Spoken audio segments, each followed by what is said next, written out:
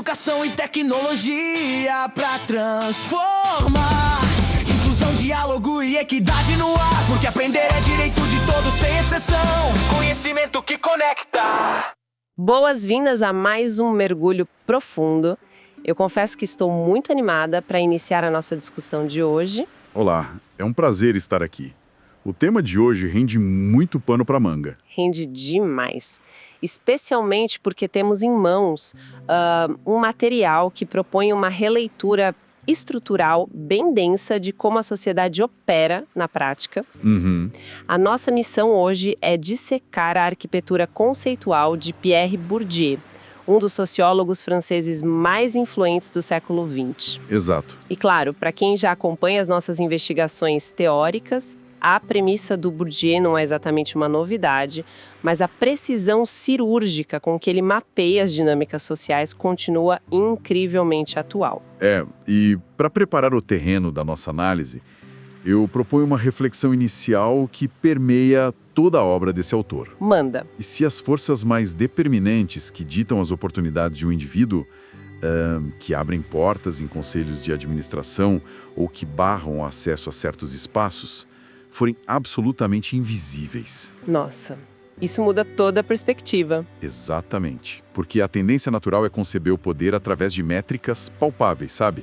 Uma lei redigida, uma demonstração de força econômica, um bloqueio físico mesmo. Sim, o poder clássico, digamos assim. Isso. No entanto, a perspectiva que vamos examinar hoje argumenta que a estrutura social mais rígida não é construída com concreto. Ela é construída com signos, linguagem e costumes. E como o nosso foco hoje exige uma decodificação de mecanismos bem sutis, a ideia é adotar um ritmo mais cadenciado. Vamos investigar esse tecido invisível das relações com calma. Perfeito. Estou focado e pronto para isso. Então vamos desempacotar isso, porque o ponto de partida das nossas anotações é exatamente o que ele chama de poder simbólico.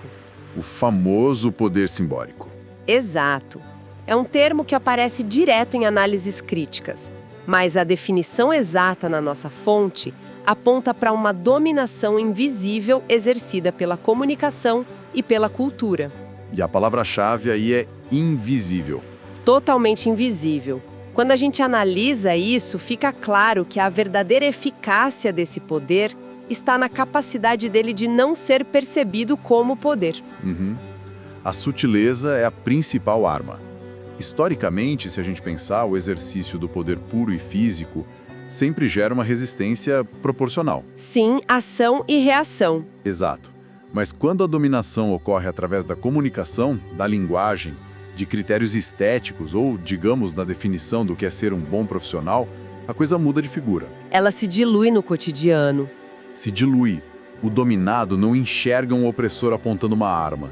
Ele enxerga simplesmente a ordem natural das coisas. É quase como se o oprimido concordasse com a regra do jogo, né? Sim.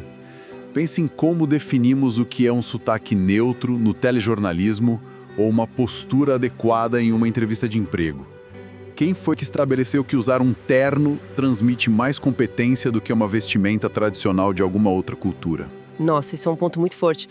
Mas, fazendo aqui o papel da advogada do diabo rapidinho. Claro, vai em frente. A gente não poderia argumentar que adotar uma linguagem corporativa padrão ou um código de vestimenta unificado é só uma questão de eficiência, tipo uma forma de criar um terreno comum em ambientes muito complexos e não um projeto maligno e deliberado de dominação? Essa é a justificativa clássica. E faz sentido num primeiro olhar superficial. Porém, a teoria do Bourdieu nos convida a questionar o seguinte: eficiência para quem? O padrão estabelecido nunca é neutro. Ele invariavelmente reflete a cultura, os valores e os hábitos da classe que já detém o poder. Ah, entendi. Então a régua já foi criada por quem estava no topo. Exatamente. Portanto, para a pessoa que já nasceu imersa nessa cultura específica, adequar-se ao padrão corporativo não exige esforço nenhum. É natural. Ela já fala a língua. Ela já fala a língua, já veste a roupa, já sabe os jargões. Agora, para quem vem de um contexto socioeconômico diferente, isso exige uma adaptação exaustiva, uma atuação constante. Um desgaste emocional tremendo.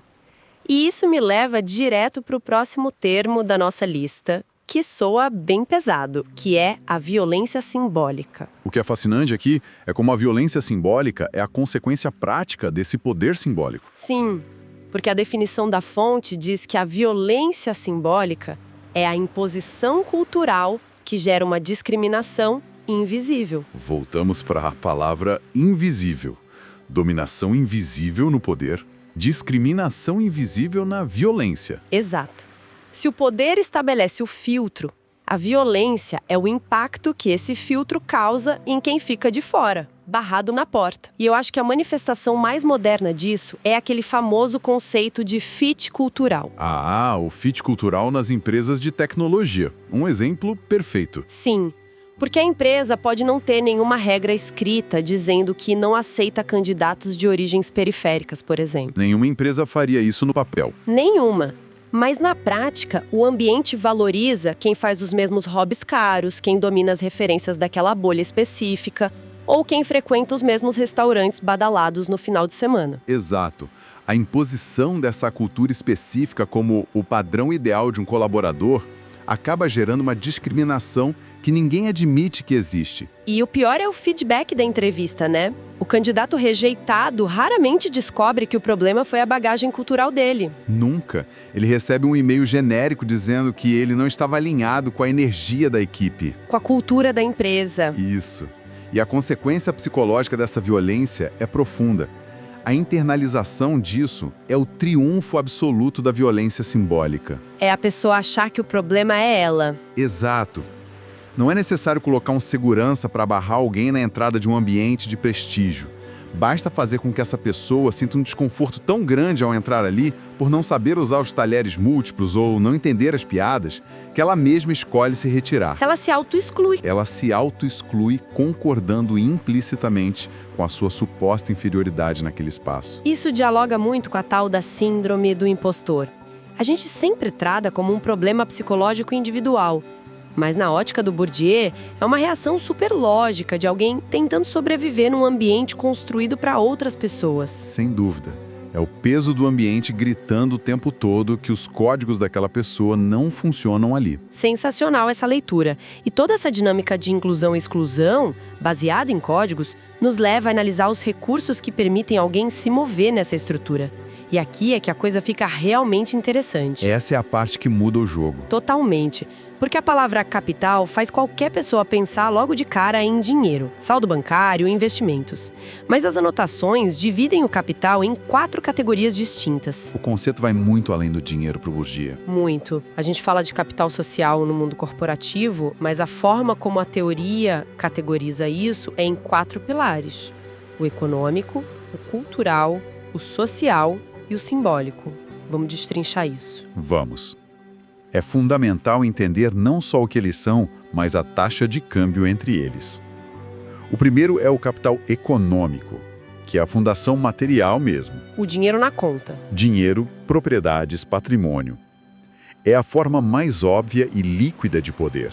Porém, a limitação do capital econômico puro é que ele muitas vezes é visto como algo vulgar por certas elites, se ele não vier acompanhado dos outros 3. O que nos leva ao segundo, o capital cultural, que é algo muito mais complexo e insidioso. Não é só pagar uma faculdade cara. Não mesmo. O capital cultural funciona como uma moeda de troca social.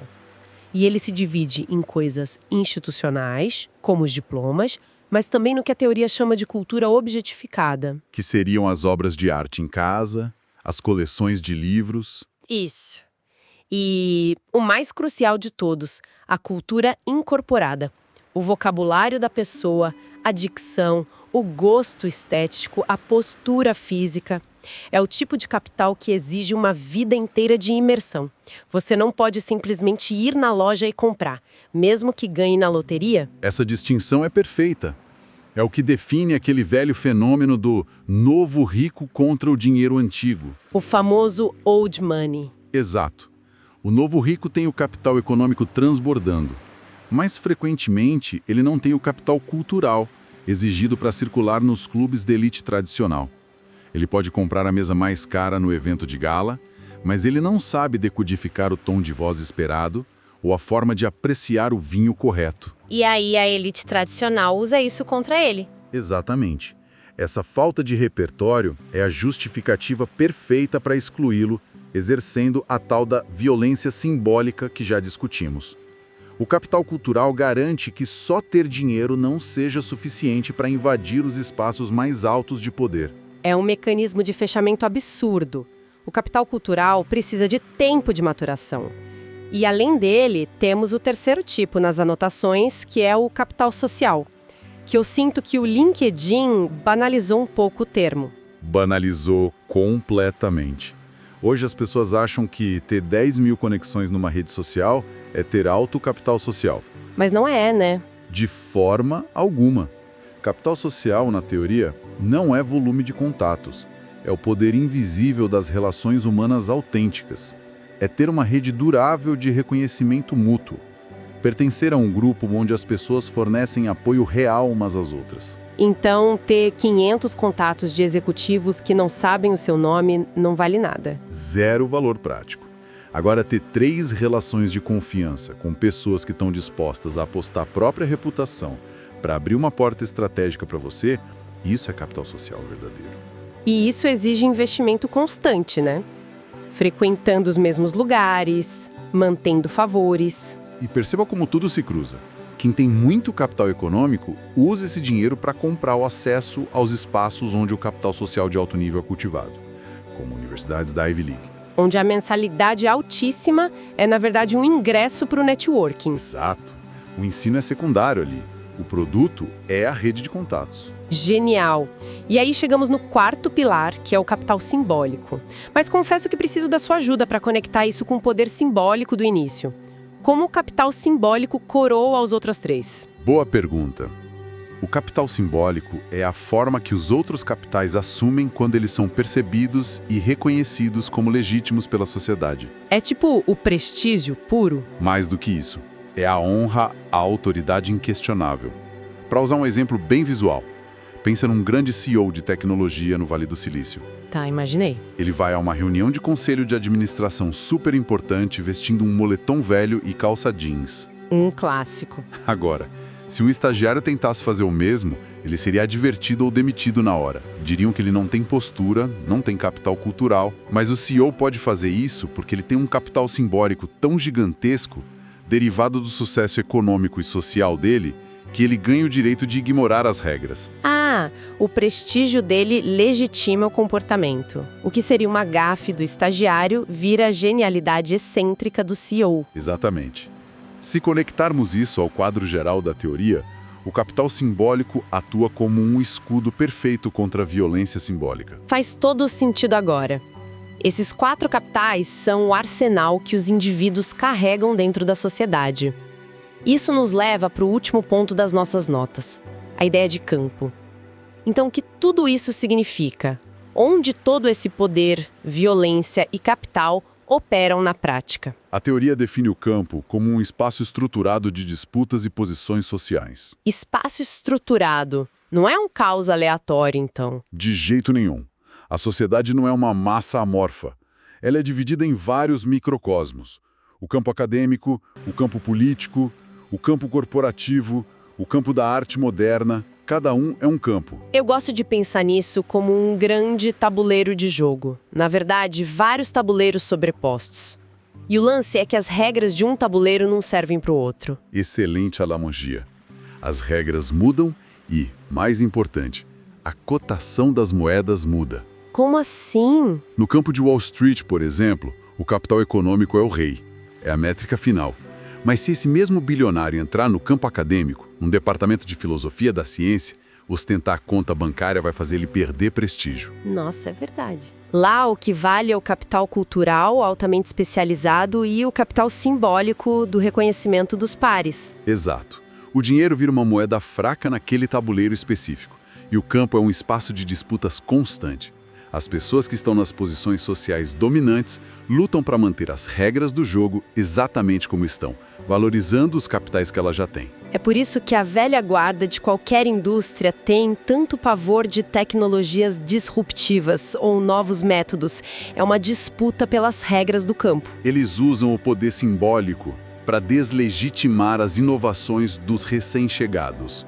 É sobrevivência. Bom, nós cobrimos muita coisa hoje, é hora de recapitular nossa jornada para amarrar os conceitos. Vamos lá. Nós começamos entendendo que a comunicação e a cultura são formas fortíssimas e invisíveis de dominação e discriminação, o que definimos como poder e violência simbólica. Exato. A opressão que não deixa hematomas, mas determina lugares sociais. Depois, aprendemos que o capital é muito mais profundo que apenas dinheiro. Vimos o arsenal completo dividido em econômico, cultural, social e simbólico. As 4 faces do privilégio e do acesso. E, no fim, entendemos que tudo isso colide no campo, esse grande tabuleiro ou espaço de disputas por posições sociais, onde cada área tem as suas próprias regras e moedas de troca. Um belo resumo. E é crucial entender a relevância de tudo isso para quem acompanha a nossa análise. Absorver a obra do Bourdieu é literalmente colocar um par de óculos que revela as estruturas invisíveis do cotidiano. Tira a gente da ingenuidade de achar que tudo é puramente mérito, individual ou sorte. Exatamente. Permite que as pessoas entendam as forças estruturais reais que atuam sobre elas, nas empresas, nas escolas, na vida.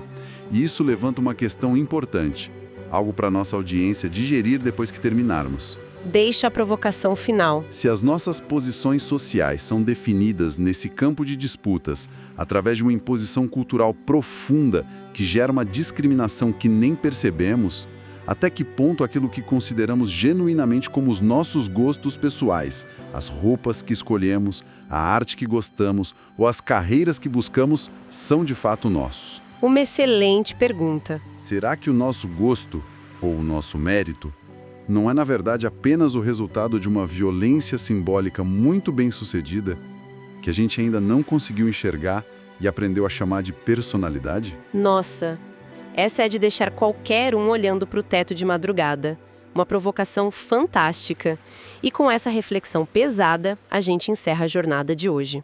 Foi incrível compartilhar essas descobertas. Foi uma discussão excelente, cheia de nuances. Agradeço muito a companhia de todo mundo que mergulhou com a gente nessas ideias complexas. E não esqueçam de manter a mente aberta e os questionamentos vivos. Até a nossa próxima análise.